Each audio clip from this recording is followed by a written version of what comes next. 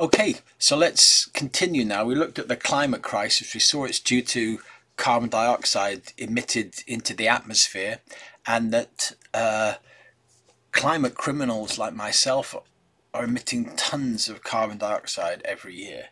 So I want to explain now how I worked out how much carbon dioxide I emit. It's quite a complicated thing.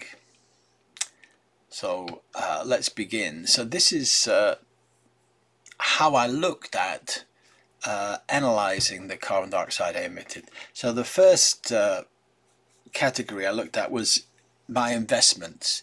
Now those people who know me well will be laughing at this point. They say, Michael, investing, well that's a joke. But in fact I have a pension fund. I'm a retired person and I have a pension fund, and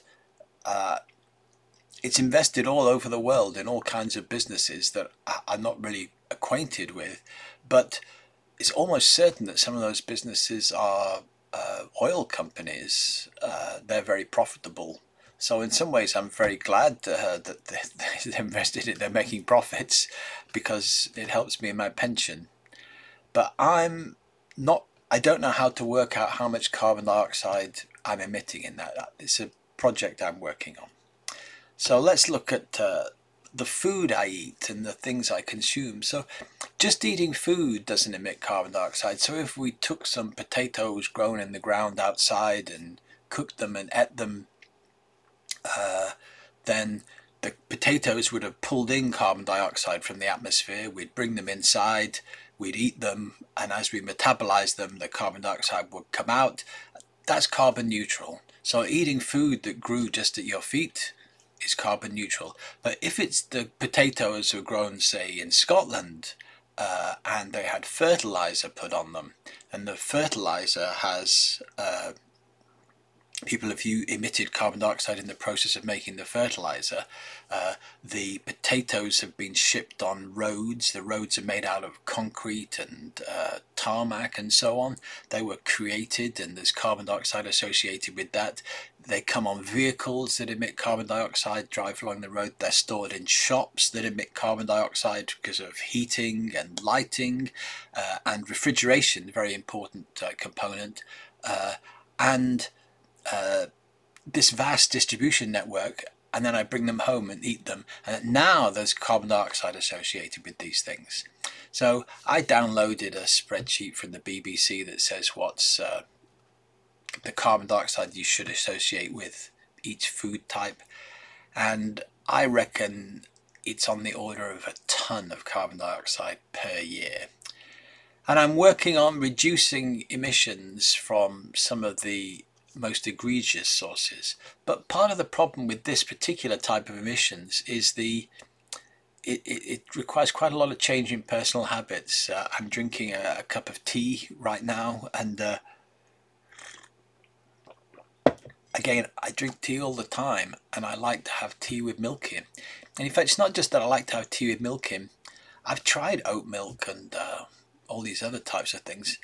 I don't just like milk from cows. I like it partly because it's from cows. I like the idea that somebody's looking after cows in the countryside and milk comes to me. It feels good to me. But I may have to change my habits in future years. So when it comes to travelling, my wife and I drive around 5,000 miles a year, and that causes the emission of about 0.8 of a ton of carbon dioxide. How does it do that? Well, when you fill up with 50 litres of petrol, that's around about 40 kilograms, and then the chemicals in there react with oxygen to make I think it's more than 100 kilograms of carbon dioxide. So each tank of petrol is like a best part of 1/10 of a ton of carbon dioxide. And again, it comes out the tailpipe. We're not really conscious of it at all. Obviously with the pandemic we haven't been flying much, but both my wife and I used to fly quite a bit for work, and if we flew to Europe, that's half a ton in one day. and then if we fly back the next day, that's another half a ton. Both of us have been to major conferences on different continents, and these are several tons in a go. So I'll tell you what we're doing about that. But most of this talk is about this category. It's about the carbon dioxide emissions from the home. It's about 3 tons from gas heating and about 0.8 tons from electricity. Or at least that's what it was 2 years ago. So if we just put all these things together now, you can see that there's something like 5 to 10 tons per year associated with our household. And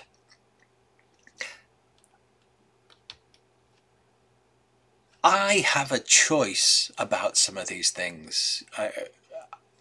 I'm very fortunate. I've just retired, and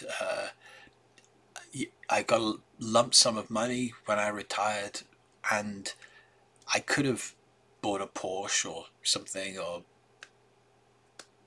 beautiful guitars, but I didn't. I've invested it in trying to reduce carbon dioxide emissions from my home, because I can't bear the thought that I'm just continually making things worse every day.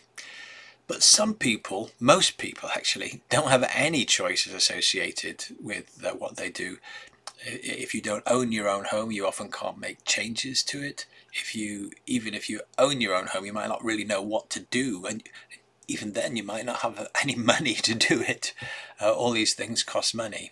So please, sometimes this talk can come across as a bit preachy, and I really, really, really don't want to do that. I just want to show you what I've done in case it helps you in any way.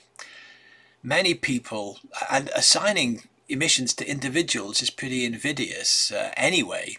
It's the whole idea was popularized by BP when they were trying to deflect from their appalling corporate behavior and blame individuals for their own choices.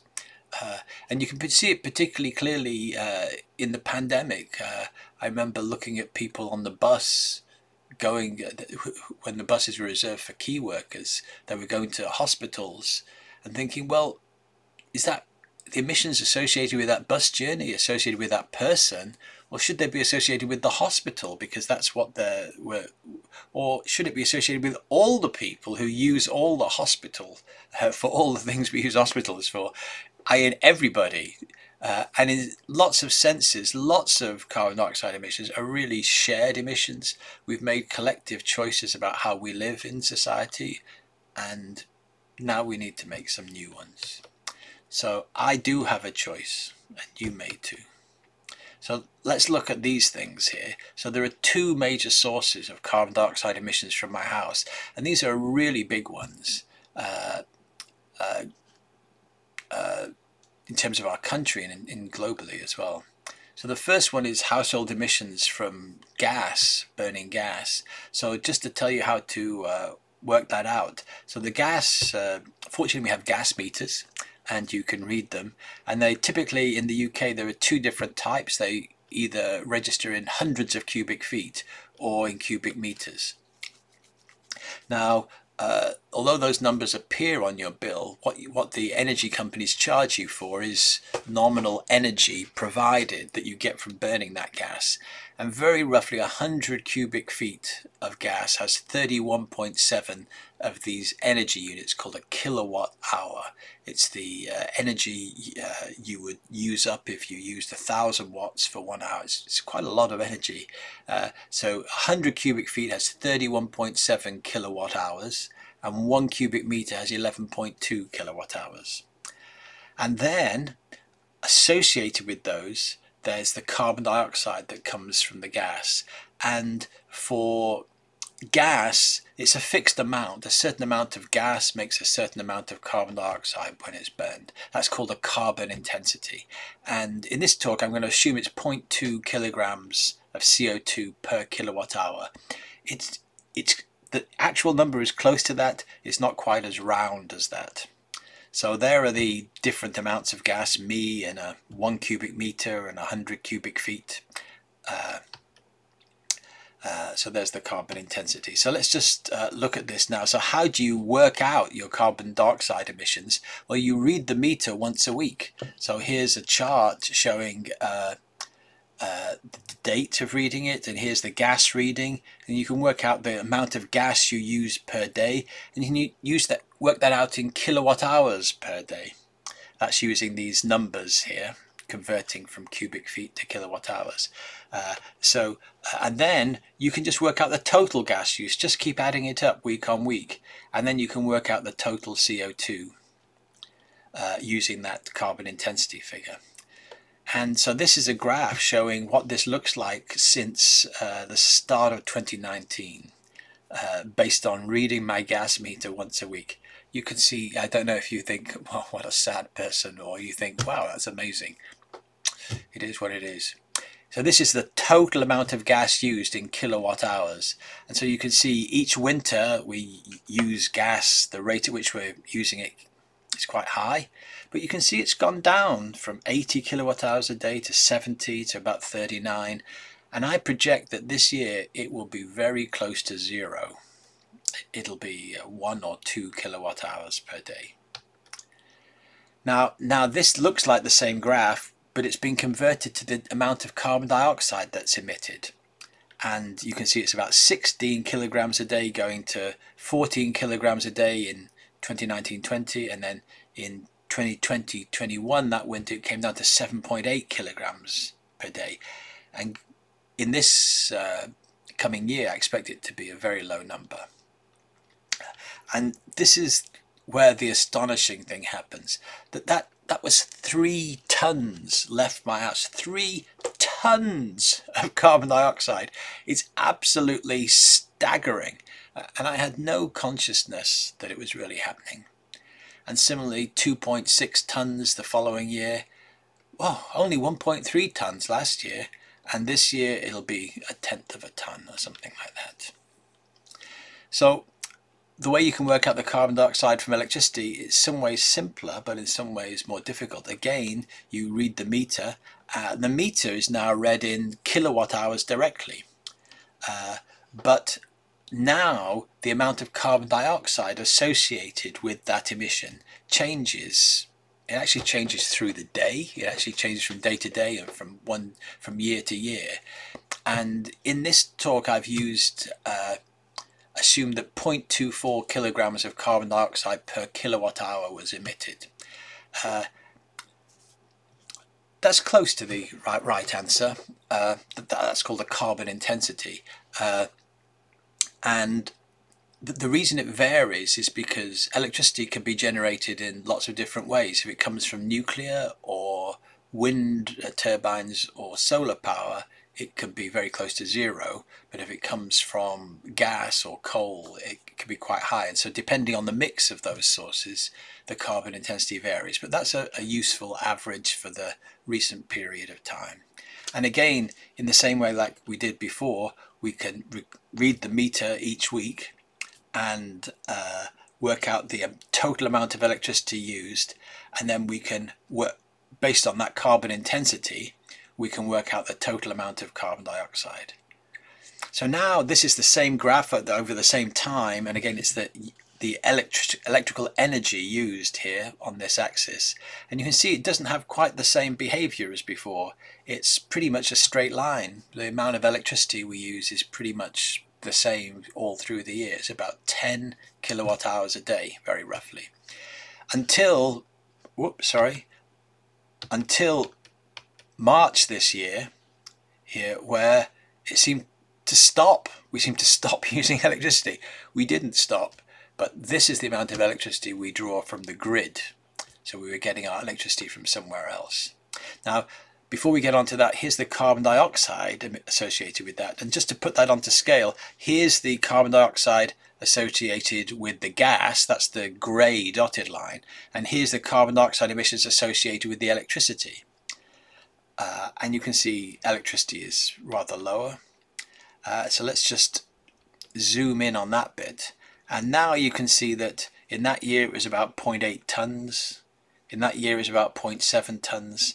And this year it'll be about 0.6 tons. I expect it to increase in the winter. because we're going to be using electrical heating. I think it'll be about 0.6 tons ongoing. So from my home, we've gone from a situation of about 3.8 tons now to about 0.7 tons. That's a reduction of 80%. And there are various reasons it could actually be lower than that now. I won't know for another year. And because we're greening the electricity production nationally, this number should go down and down in future years. Okay, so that's how much carbon dioxide I associate particularly with the house. We'll look at the other sources later, but that's how I know that I really do emit tons of carbon dioxide. But as we saw, I've reduced the amount of carbon dioxide that I emit year on year, and I want to tell you about how I did that now. So we're just going to switch to another video and then we'll do that.